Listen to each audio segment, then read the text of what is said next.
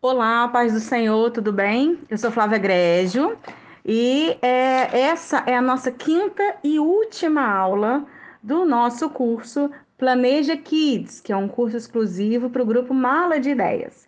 Mas a gente não poderia terminar essa aula falando de algo tão importante que é a batalha espiritual, que é a proteção espiritual que devemos ter com as nossas crianças. A gente passou aí nesses encontros falando sobre criatividade, falando da importância de planejar, de como fazer um culto infantil, de como desenvolver os dons ministeriais das nossas crianças e como a gente acredita, né? Como a gente disse na aula de pastoreio, como a gente acredita no pastoreio integral, a gente não podia encerrar esse curso sem falar de proteção espiritual, né? E a base da gente aprender sobre proteção espiritual, ela está em Marcos, capítulo 9, versículo 14 até o versículo 27, tá?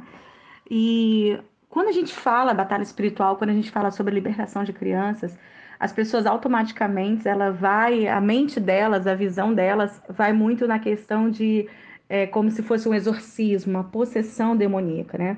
E essa visão de libertação, ela veio até nós, isso foi colocado numa caixinha para a nossa vida, quando nos anos 80 começou começou-se na televisão, né? Programas evangélicos que tratavam a libertação e ali fazia entrevista com a pessoa que estava endemoniada, fazia né, quando estava manifestada ali, e por causa disso essa visão de libertação ficou muito impregnada na nossa mente. E por causa disso a gente pergunta, crianças, acontece isso com crianças?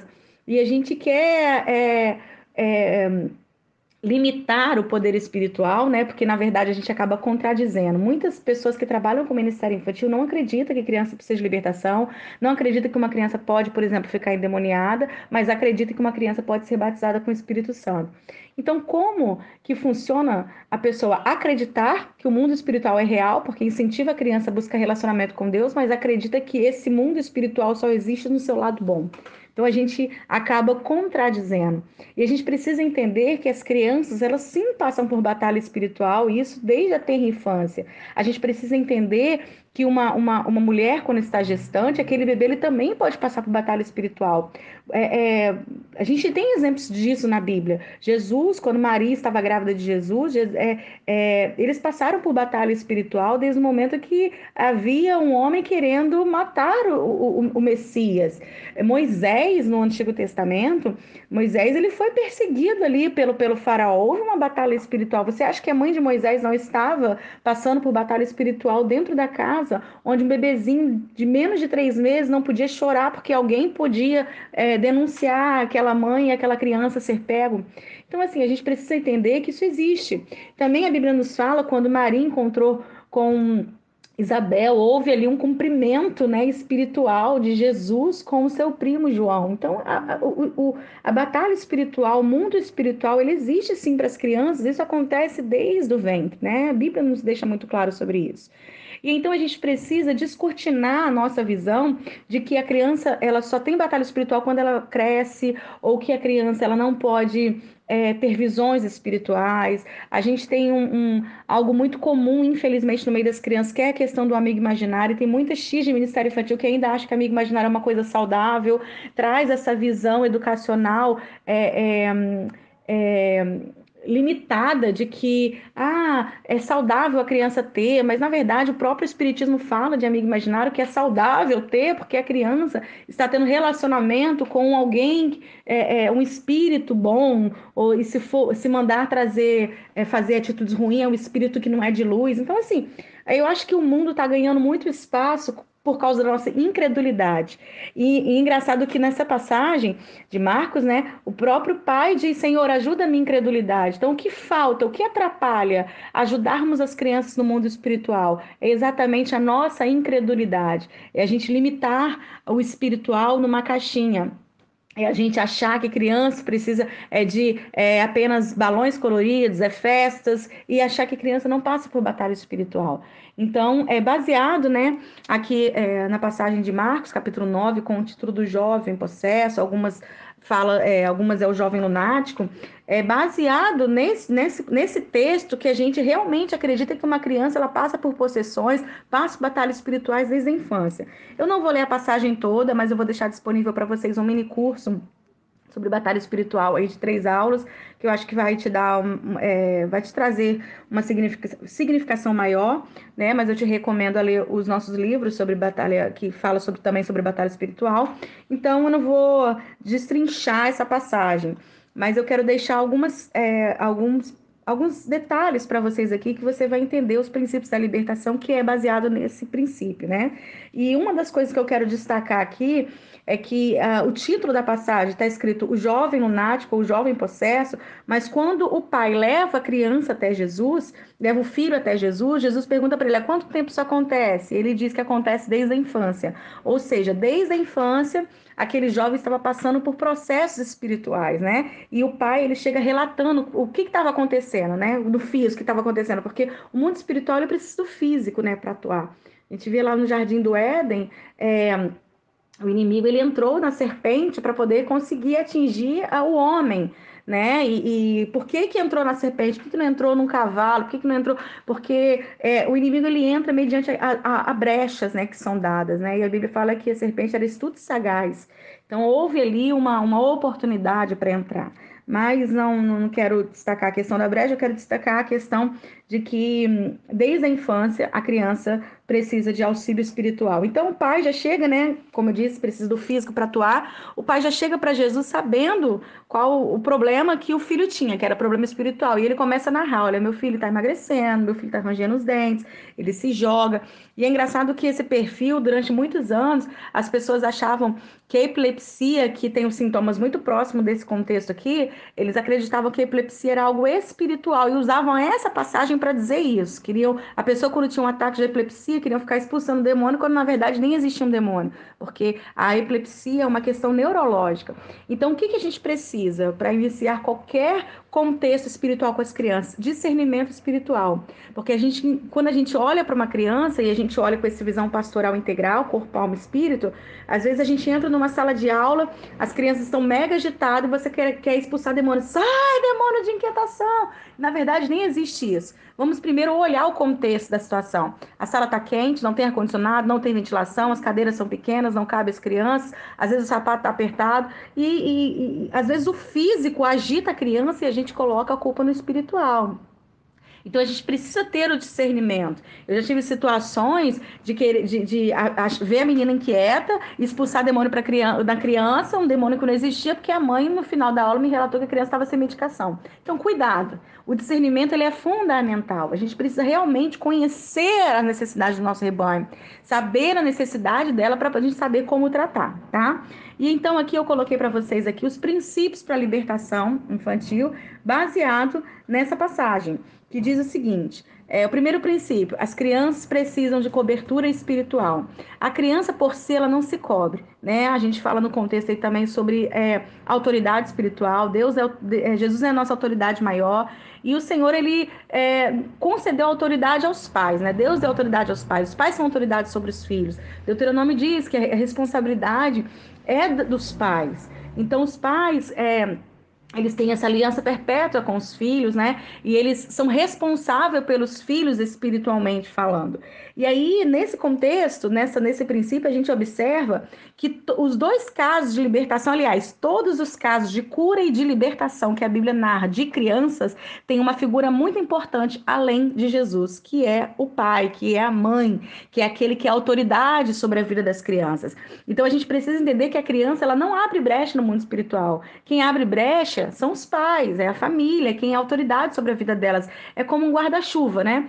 Um guarda-chuva no dia de chuva. Se esse guarda-chuva estiver furado, a criança vai se molhar, a pessoa vai se molhar. No mundo espiritual funciona exatamente assim. Se é quem é a cobertura da criança, quem é responsável por proteger a criança, não estiver fazendo, não estiver com essa cobertura furada, automaticamente vai tocar nas crianças, né? Então a gente precisa realmente entender esse princípio da autoridade espiritual. Então, os pais são a autoridade espiritual das crianças, só que em determinados momentos, os pais delegam essa autoridade para alguém. Então, delega, por exemplo, na escola. Por isso que é importante, quando você escolher uma escola, você orar para o Senhor direcionar a escola. Por quê? Você entrega seu filho na escola, você está delegando autoridade emocional, cognitiva e espiritual na vida dessa criança. Por isso que crente não tem que colocar filhos em escolas católicas, não tem que colocar em escolas espíritas. Por quê? Porque você está dando autoridade para aquela escola sobre a vida dos seus filhos. Então, influências emocionais e espirituais serão colocadas sobre o seu filho ali. Então, a gente precisa muito orar e ter esse direcionamento.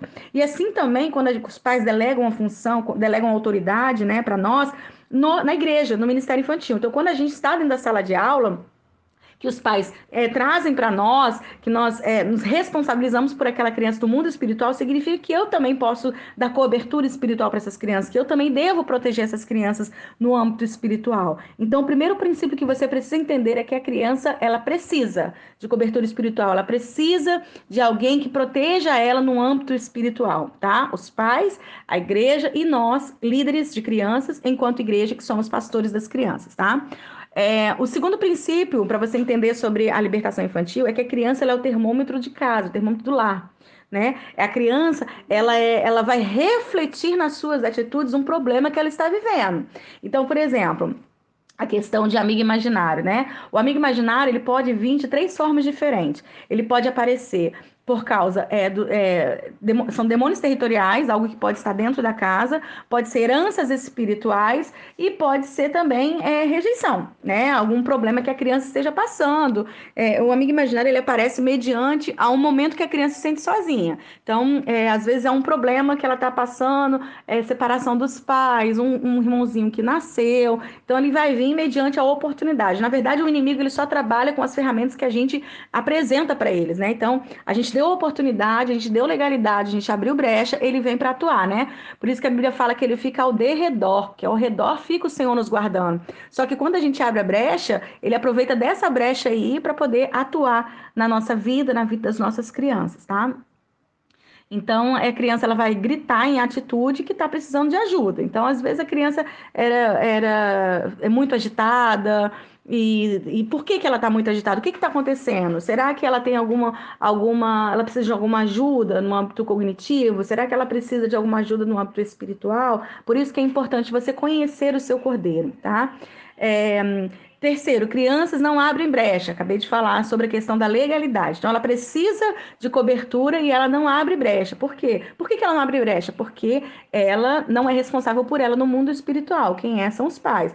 Ah, mas o meu filho, ele assiste televisão e ele abriu brecha no mundo espiritual vendo o desenho da Ladybug, sei lá. E aí a culpa é da criança porque a criança estava vendo desenho? Claro que não. Quem deu o controle para a criança?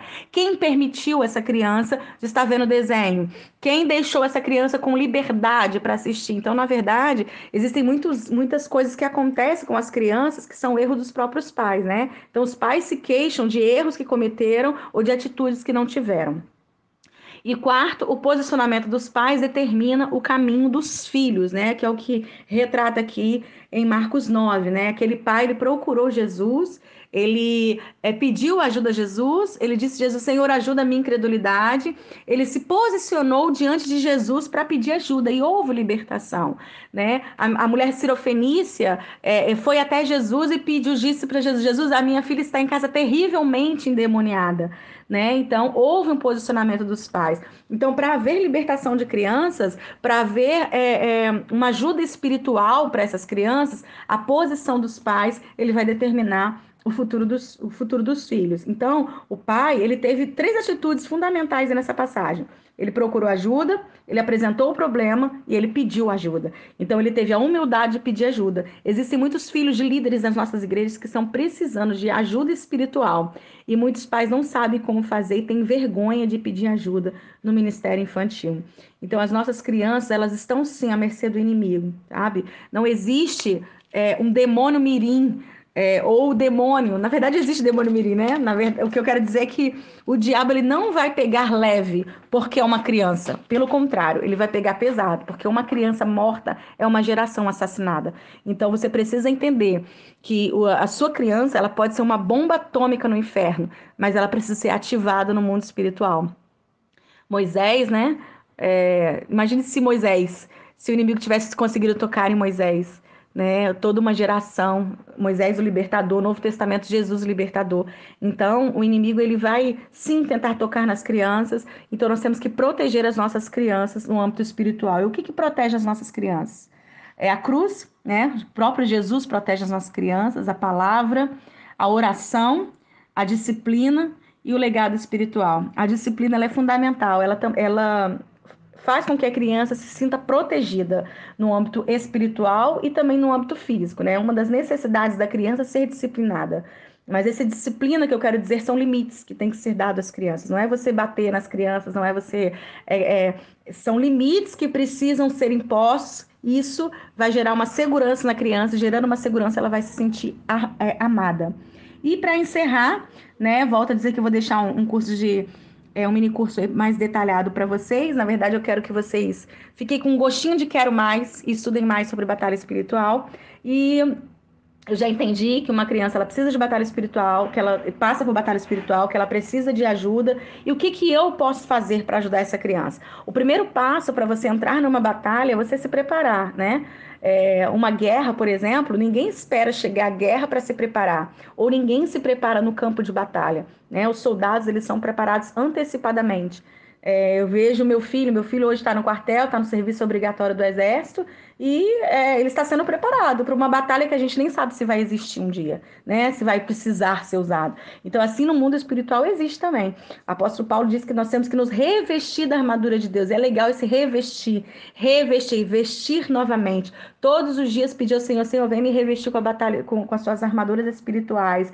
Então, toda vez que eu vou para um campo de batalha, que eu estou num campo de batalha, eu preciso usar roupas adequadas. Eu preciso conhecer o campo. Eu preciso conhecer aonde que eu vou guerrear, né? Imagine se eu for guerrear na Guerra dos Canudos, um lugar totalmente quente, e eu usar uma roupa japona, uma roupa que vai me esquentar. Eu não vou conseguir, porque eu vou passar mal naquilo ali. Então, as roupas, elas devem ser adequadas. Eu preciso conhecer o campo que eu vou trabalhar. E quando a gente vai conhecer esse campo, a gente fala muito sobre o mapeamento espiritual, sobre a anamnese que você tem que fazer com as crianças, sobre o registro de pastoreio que a gente precisa fazer com as crianças, onde eu vou conhecer essas crianças, onde eu vou saber as necessidades dessa criança e saber onde eu vou atuar. Então, por exemplo, se eu soube que aquela criança mudou agora, mudou para uma casa, e agora ela não está conseguindo dormir à noite, e agora ela está com medo de dormir no quarto, e agora ela está vendo algumas situações, ou que agora tem um amigo imaginário, poxa, eu já sei que tem um problema ali, e eu sei que pode ser algo territorial, por quê? Porque aquela criança acabou de mudar. Então, a gente precisa conhecer as crianças, conhecer o campo que é o coração das crianças, para a gente poder conhecer o nosso campo de batalha. Terceiro é ser valente, né? Tem muitas tias que têm medo, né, de expulsar demônio, que têm medo de falar de batalha espiritual. Eu lembro que antigamente, na hora de expulsar demônio, as pessoas chamavam um pastor, só o pastor que podia expulsar. Se o pastor não tivesse ali, o demônio ia ficar ali. E não é assim que funciona. Nós temos que ser valentes, sabe por quê? Porque a gente não faz em nosso nome, né? A gente faz em nome do Senhor Jesus. Então a gente precisa viver uma vida de santidade, revestido na armadura de Deus e estar prontos para essa batalha, né? Ser valente em Cristo Jesus. E obedecer o general, né? Então não existe uma fórmula pronta de como você vai trabalhar a libertação com as crianças, né? Eu tive aqui em casa situações sobre amigo imaginário, Deus me deu uma estratégia, mas eu não posso dizer para você que você tem que fazer exatamente aquilo que eu fiz, né? Então, como eu disse em algumas aulas anteriores, a gente precisa ouvir a voz do general para que ele nos dê comandos para trabalhar nessa guerra. Eu já tive, por exemplo, situações aqui em casa que eu sentir que está em batalha espiritual e o Senhor me dá uma estratégia e eu fazer. No dia que o Vitor era pequeno, que passamos a questão do amigo imaginário, o Senhor me deu uma estratégia de usar uma almofada para fazer uma representação de Jesus que estava dormindo ao lado dele, porque ele tinha medo de dormir na cama dele. E aí, a partir disso que veio Emanuel na minha casa, que eu queria que as crianças entendessem que Jesus estava próximo da casa, estava dentro da casa deles. Então, foi uma estratégia que Deus me deu. Então, às vezes, o que serve para mim não serve para você. Por quê? Porque cada criança é um campo. Então, a melhor estratégia é orar e pedir ao Senhor. Senhor, e o que eu faço? O que o Senhor me orienta? Claro que, quando você vai trabalhar a batalha espiritual, o aconselhamento espiritual com a criança, né? O primeiro passo que a gente toma é levar a criança a Jesus, né? Por quê? Porque não existe libertação sem sem conhecer o libertador, né? As pessoas seguiram Moisés porque sabiam da história de Moisés, porque sabiam que havia uma profecia de que haveria um libertador, que ele seria um canal de libertação. Então, para trabalhar a libertação, precisa a criança precisa conhecer a Jesus. Então, essa libertação é a libertação das trevas, uma nova vida em Cristo Jesus. Então, isso é um princípio, né? E por último, é usar as armas certas. Quais são as armas certas? A palavra de Deus, a oração, né? A nossa batalha não é contra a carne, não é contra sangue, e nós precisamos ter essa sensibilidade espiritual de buscar em Deus e também ensinar as crianças a autoproteção espiritual, que a criança aprender a orar, não ficar dependente, né? Eu tive uma experiência na minha casa que toda vez que o Vitor, eu falei para ele que toda vez que ele visse esse amigo imaginário que ele tinha, que era o homem da capa preta, que ele chamava, que ele tinha que me chamar para orar. E aí, quando ele via, ele me chamava e orava. E um dia, ele chegou da escola muito assustado porque esse homem da capa preta estava lá. E o Senhor me chamou a atenção, falou, até quando você vai ficar fazendo por ele e não vai ensinar ele a guerrear? Nossa, é tremendo. Então aí eu comecei a trabalhar de forma diferente. Eu comecei a ensinar ele a expulsar em nome do Senhor Jesus.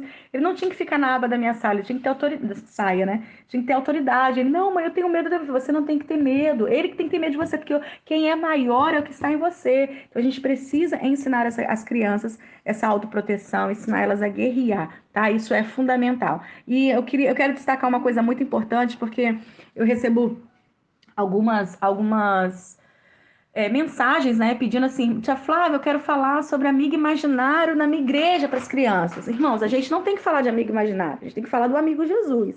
Se você detectar que alguma criança está com um amigo imaginário, você não vai chegar e falar, hoje eu quero falar sobre amigo imaginário. Claro que não, você tem que ensinar o que está na Bíblia, né? Você vai ensinar sobre o verdadeiro amigo Jesus. E aí você cita, olha, algumas crianças têm alguns amigos que são imaginários, mas amigo imaginários não é de Jesus. E aí você vai trabalhar nesse contexto. É igual eu quero ensinar sobre batalha espiritual, eu vou ensinar para as crianças o nome de demônios. Isso não existe, né? Daniel, ele não se contaminou com os manjares do rei porque ele tinha uma base bíblica, porque ele tinha conhecimento em Deus. Então nós temos que ensinar as nossas crianças conhecimento em Deus. É igual quando fala assim, eu quero fazer um culto de ideologia de gênero. Não tem que fazer isso, tem que fazer um culto de ideologia de Gênesis. Por quê? Porque ideologia de gênero é uma coisa que as pessoas criaram aqui para dar voz a algo que a gente não acredita. Então eu não preciso de falar para as crianças que existe isso, existe aquilo outro. Olha, tem gente que gosta de homem, gosta de uma mulher, não tem que ensinar isso. O que eu tenho que ensinar é que Deus criou macho e fêmea e formou a família. O que fora disso não é dos padrões de Deus. Então a gente precisa ter essa sensibilidade. Ensina o que é certo, porque quando chegar o que é errado, ela vai falar, opa, isso aqui não está na palavra de Deus. E elas serão como Daniel na Babilônia, né? Estar na Babilônia, estão na Babilônia, mas não vão se contaminar com a Babilônia, porque estão firmados na palavra de Deus. Amém? Terminamos aqui nosso curso. Espero que essa semana, esses 3 dias aí, tenha sido proveitoso para você. Para mim foi muito bom. Amei estar com vocês, amei compartilhar com vocês e aprender com vocês no grupo Mala de Ideias. Espero que a gente tenha outros encontros, né? Então, que Deus continue abençoando, continue usando, que o Senhor derrame sobre você nesse fim de ano um espírito de ousadia, de criatividade, para que você venha fazer grandes projetos de Deus, tá? Lembre-se que as pessoas achavam que Noé era maluco porque ele falava, ele iria realizar ou desenhava ou fazia um projeto que Deus tinha dado para ele que as pessoas não acreditavam. Então, assim, acredite naquilo que Deus mandou você fazer. Deus, ele projeta e coloca nas nossas mãos para a gente realizar. Deus abençoe, tenha um excelente ano, na paz do Senhor Jesus, que você venha ganhar muitas crianças para o Senhor, que essas crianças venham crescer na graça e no conhecimento de Deus, e eu desejo no fundo do meu coração que você venha liderar essas crianças tendo um coração pastoral, que você venha entender que você precisa zelar pela vida espiritual, emocional e física dessas crianças. Sim, você é um pastor de crianças, não por título, você não precisa de título, você não precisa de reconhecimento. O que você precisa é a unção do Senhor, o que você precisa é atitude pastoral. Mesmo que as pessoas vejam as crianças como rebanho malhado, como ovelhas malhadinhas, não se preocupe, o Senhor está valorizando. E assim como o Senhor, ele fez com Davi, honrando Davi, que pastoreava o rebanho malhado e desvalorizado pelas pessoas, Deus honrou ele e vai honrar cada uma de vocês. Deus abençoe a todos, fique na paz do Senhor Jesus.